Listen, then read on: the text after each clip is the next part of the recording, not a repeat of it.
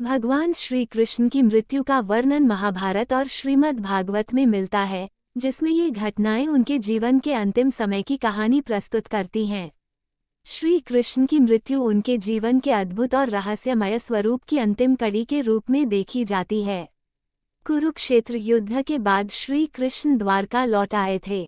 युद्ध के बाद का समय उनके लिए शांति और संतोष का नहीं था, क्योंकि उन्होंने अपने प्रिय सखा अर्जुन से यह कहा था कि अब उनका उद्देश्य पूरा हो चुका है और वे अपने लोक को छोड़ने के लिए तैयार हैं। द्वारका में रहते हुए श्री कृष्ण ने समाज की भलाई के लिए कई कार्य किए, लेकिन उनके जीवन के अंतिम समय में एक शाप का परिणाम उन्हें भुगतना पड़ा। एक दिन श्री कृष्ण के शापित होने की एक घटना घटी। ऋषि दुर्वासा ने एक समय श्री कृष्ण के परिवार के एक सदस्य को अपमानित किया था, जिससे दुर्वासा ऋषि ने उन्हें शाप दिया था कि द्वारका का नाश और श्री कृष्ण का अंत निश्चित होगा। श्री कृष्ण ने उस शाप को माफ कर दिया, लेकिन ये घटना उनके जीवन के अंत का संकेत बन गई। श्री कृष्ण की मृत्यु का कारण एक विशेष घटना के रूप में सामने आता है।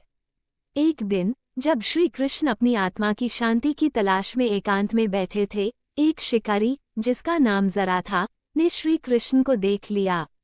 जरा शिकारी की आंखों से यह भ्रम हो गया कि श्री कृष्ण एक मृग के रूप में बैठे हैं। उसने अपने धनुष से एक तीर छोड़ा, जो श्री कृष्ण के पैरों में लगा।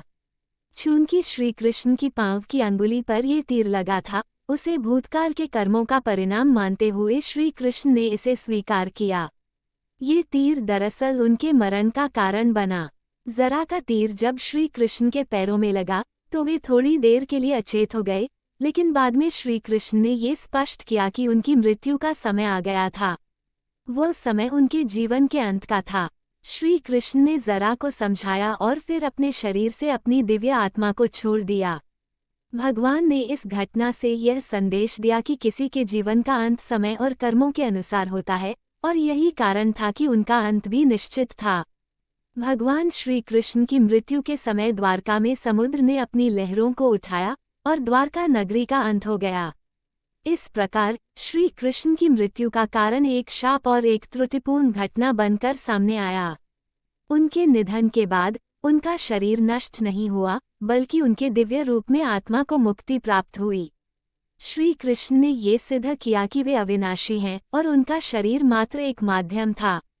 श्री कृष्ण की मृत्यु के बाद उनका संदेश और उनके सिद्धांत आज भी मानवता के लिए प्रेरणा का स्रोत बने हुए हैं।